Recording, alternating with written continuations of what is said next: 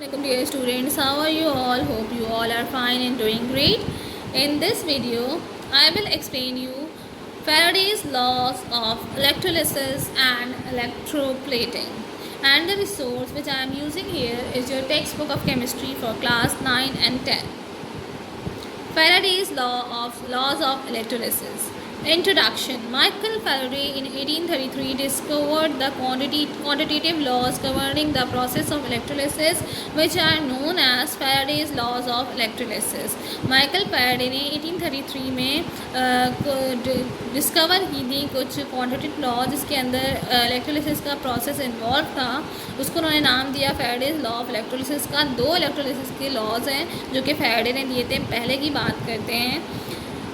It states that the amount of any substance deposited or liberated at an electrode during electrolysis is directly proportional to the quantity of current passed through the electrolyte. पहले law में इन्होंने क्या बताया कि किसी भी substance का amount जो कि डिपॉजिट हो रहा है या लिबरेट हो रहा है किसी भी इलेक्ट्रोड पे ड्यूरिंग इलेक्ट्रोलिसिस वो डायरेक्टली प्रोपोर्शनल होगा किसके, जितना क्वांटिटी आप करंट की पास कर रहे हैं उस इलेक्ट्रोलाइट के उससे.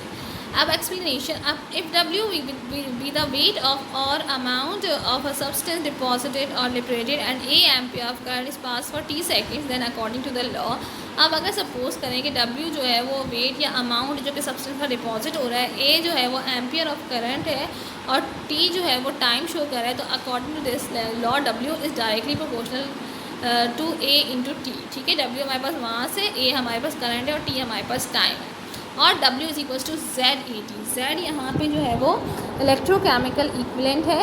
यू कैन से दैट कि इलेक्ट्रोकेमिकल ये कांस्टेंट है जिसको हम जब हम किसी डायरेक्टली प्रोपोर्शनल का साइन हटाते हैं तो हमारे पास कांस्टेंट आता है और यहाँ पे हमने Z जो है वो लिखा है. तो ये जो इक्वेशन थी W is equals to ZAT, ये जो है फर्स्ट लॉ की इक्वेशन थी और इस पर अभी हम आगे न्यूमेरिकल भी सॉल्व करेंगे.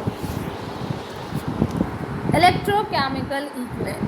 The weight amount of the substance deposited or liberated when 1 coulomb of electric charge is passed through an electrolyte. वो अमाउंट सब्सटेंस का जो डिपॉजिट और लिबरेट हो रहा है जब 1 कूलम ऑफ इलेक्ट्रिक चार्जेस जब पास होता है इलेक्ट्रोलाइट से, वो कहलाता है इलेक्ट्रोकेमिकल इक्विवेलेंट. ये Z से लिखा जाता है और इसका यूनिट किलोग्राम पर कूलम है. Faraday's second law of electrolysis. Statement. The masses of different substances deposited or liberated when same quantity of current is passed through different electrolytes connected in series are proportional to their chemical equivalent masses. ठीक है, अब तीन तरह के हमने different electrolytes को connect किया हुआ है सीरीज़ में और उसमें सेम क्वांटिटी का करंट पास करवा रहे हैं. तो जो डिफरेंट सब्सटेंस डिपॉजिट होंगे या लिबरेट होंगे उनका जो मास है वो किसके प्रोपोर्शनल होगा, उसके केमिकल इक्विवेलेंट मासेस के. अभी यहाँ पे तीन डिफरेंट इलेक्ट्रोलाइट्स की बात की है. सिल्वर नाइट्रेट हो गया, कॉपर सल्फेट हो गया और एल्यूमिनियम नाइट्रेट हो गया. तीनों को सीरीज़ में लगाया हुआ है, सेम क्वांटिटी का करंट पास करवाया. तो जो मास है सिल्वर, कॉपर, एल्यूमिनियम, ये जब जो भी डिपॉजिट हुआ वो डायरेक्टली प्रोपोर्शनल होगा किसके, उनके इक्विवेलेंट मासेस के. ये देखें आपके पास जो है ये तीन सेटअप लगे हुए हैं. ठीक है, अरेंज में. अब इन्होंने जब इलेक्ट्रिक करंट पास करा तो जो मास डिपॉजिट होगा वो किसके इक्वल आ रहा है, उनके इक्विवेलेंट मासेस के इक्वल आ रहा है. Now let's talk about some definition. Faraday is defined as the quantity of charge which deposit or liberate exactly 1 gram equivalent of a substance. Faraday को किस तरह से डिफाइन किया जा सकता है. Faraday क्या है, एक चार्ज की क्वांटिटी है जो कि डिपॉजिट और लिबरेट हो रही है कितनी, 1 gram equivalent of substance, 1 gram की इक्वल होती है. 1 Faraday is equal to 96,500 coulomb. ये कांस्टेंट है कि 1 फैराडे की जो वैल्यू है वो कितनी है, 96,500 कूलम. अब अगर कूलम की बात करें, it is the SI unit of electric charge and is defined as the quantity of charge when 1 ampere of current is pass for 1 second. ये इलेक्ट्रिक चार्ज का SI यूनिट है और इसकी डेफिनेशन क्या है, क्वांटिटी ऑफ चार्ज, वो charge की quantity जब आप 1 एम्पियर ऑफ करंट को पास करवाएं 1 सेकेंड के लिए. तो अगर आपके पास जो है एक 1 एम्पियर करंट है और टाइम आपके पास 1 सेकेंड है, तो आप 1 × 1 करेंगे तो आपके पास 1 कूलम आएगा. ठीक है, तो आप कह सकते हैं कि जब आप 1 एम्पियर का करंट पास करवा रहे हैं एक सेकेंड के लिए, it is equals to coulomb, वो कूलम कहलाता है. Ampere. It is the basic unit of current in the international system. It may be defined as a current when passed through a circuit for 1 second. आप कह सकते हैं कि जब वो करंट का अमाउंट जो कि सर्किट से सिर्फ 1 सेकंड के लिए पास हो रहा है वो एम्पियर कहलाता है। ठीक है, बेसिक यूनिट है करंट का international system. Now let's talk about uses of electrolysis. किस किस काम के लिए यूज़ हो रहा है? It is use for extraction of metals from their ore. Metal से उनके ओर को एक्सट्रैक्ट करने के लिए यूज़ हो रहा है। It is use for refining of impure metal. Impure metal को रिफाइन करने के लिए यूज़ हो रहा है। It is use for electroplating of base metal. Base metal की इलेक्ट्रोप्लेटिंग के लिए यूज़ हो रहा है। It is use for the purification of many compounds and medicines. बहुत से कंपाउंड्स और मेडिसिन की प्योरीफिकेशन के लिए जो है इसको यूज़ किया जा रहा होता है। Electroplating. Electroplating is a process of electrolysis which is use to coat one metal on to another. Electroplating एक प्रोसेस है जिसमें आप एक मेटल के ऊपर दूसरे मेटल का कोट कर रहे होते हैं। इसमें आपके पास एग्जाम्पल है निकल प्लेटिंग की। कंस्ट्रक्शन अगर हम देखें, a piece of pure nickel is the anode and the spoon or any object to be nickel plated is cathode। ठीक है, एक आपने क्या किया है, पीस लिया है प्योर निकल का, उसको एनोड कर लिया और एक स्पून लिया है जिस पे आपने प्लेटिंग करनी है, उसको कैथोड करनी है। A solution of nickel sulfate is used as electrolyte in the electrolytic cell। Electrolytic cell में आप निकल सल्फेट का सॉल्यूशन ले रहे हैं जो कि यूज़ होगा एज एन इलेक्ट्रोलाइट्स। दोनों इलेक्ट्रोड्स को आपने ज्वाइन कर दिया विद अ बैटरी।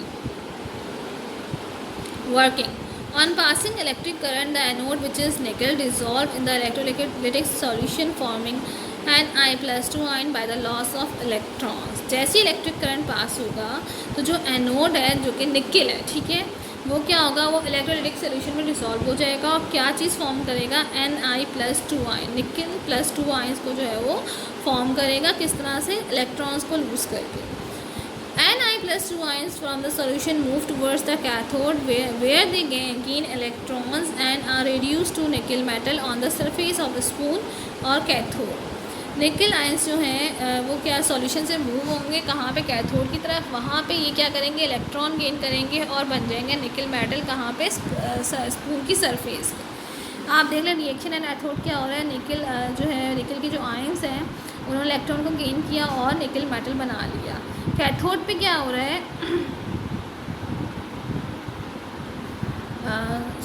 एनोड पे क्या हुआ है, सबसे पहले जो एनोड पे क्या हुआ है, इन्होंने इलेक्ट्रॉन लूज़ किए और कैथोड पे क्या हुआ है, किसी ने आके जो है वो क्या किया, निकल ने 2 इलेक्ट्रॉन यानी इलेक्ट्रॉन को गेन करके कैथोड पे क्या बना लिया, निकल मेटल बना लिया। कहाँ पे, स्पून की सरफेस पे। ठीक है, एनोड पे ये लूज़ कर रहा है इलेक्ट्रॉन और कैथोड पे गेन कर रहा है। लूज़ करके एनोड पे आयन फॉर्म कर रहा है लेकिन कैथोड पे आके वापस मेटल बन रहा है। ये आप देख सकते हैं, ये डायग्राम है निकल प्लेटिंग की। ये आपके पास जो है कैथोड और एनोड है। कैथोड आपके पास स्पून है, एनोड आपके पास प्योर निकल है, बैटरी से कनेक्ट हुआ हुआ है, इलेक्ट्रिक करंट पास होगा और प्रोसीजर स्टार्ट हो जाएगा। सिमिलरली हमारे पास क्रोमियम प्लेटिंग था। Construction, a piece of chromium metal is the anode and on the spoon और any object to be chromium plated is cathode. Similar same है, same structure है, बस वहाँ पे निकल था, यहाँ पे क्रोमियम है। क्रोमियम मेटल को यहाँ पे एनोड लिया गया और एक स्पून को उन्होंने जो है वो कैथोड लिया हुआ है। सही, यहाँ पे सॉल्यूशन यूज़ हो रहा है क्रोमियम सल्फेट का as an electrolyte in the electrolytic cell और दोनों इलेक्ट्रोड्स को ज्वाइन किया हुआ है with a battery. Same working है, जैसे इलेक्ट्रिक करंट पास होगा तो जो एनोड क्रोमियम है वो डिसॉल्व हो जाएगा इलेक्ट्रोलाइटिक सॉल्यूशन में और इलेक्ट्रॉन लूज़ करके बनाएगा क्रोमियम आयन। ठीक है, यही आयन मूव करेंगे सॉल्यूशन से, मूव करते हुए जाएंगे कैथोड की तरफ। जब ये कैथोड पे जाएंगे वहाँ पे इलेक्ट्रॉन गेन कर लेंगे और बन जाएंगे chromium metal on the surface of spoon. ठीक है, क्या हो रहा है, पहले ये इलेक्ट्रॉन लूज़ कर रहे हैं और आयन को फॉर्म कर रहे हैं और फिर जब कैथोड की तरफ जाते हैं तो वहाँ पे इलेक्ट्रॉन को गेन करके दोबारा से जो है वो मेटल फॉर्म कर लेते हैं। ये आप रिएक्शन देख लें, एनोड पे क्या कर रहा है, इलेक्ट्रॉन लूज़ कर रहा है, कैथोड पे गेन कर रहा है और ओवरऑल रिएक्शन आपके पास इस तरह से आ जाता है। Here you can see the picture of chromium plating. बिल्कुल सेम निकल प्लेटिंग की तरह ही है, आप देख सकते हैं, सिर्फ इलेक्ट्रोलाइटिक सॉल्यूशन और एनोड चेंज हुआ हुआ है, बाकी सेम वही प्रोसीजर है, उसी तरह से पूरा प्रोसेस हो रहा है जिस तरह से मैंने अभी आपको एक्सप्लेन किया। Now I hope diagram is clear to all of you and the topics are clear to all of you. Faraday's के लॉज भी आपको समझ में आ गए होंगे, 2 लॉज थे और इलेक्ट्रोप्लेटिंग भी आपको क्लियर हो गई होगी। So that's all for today. Till then stay home, stay safe. Allah Hafiz.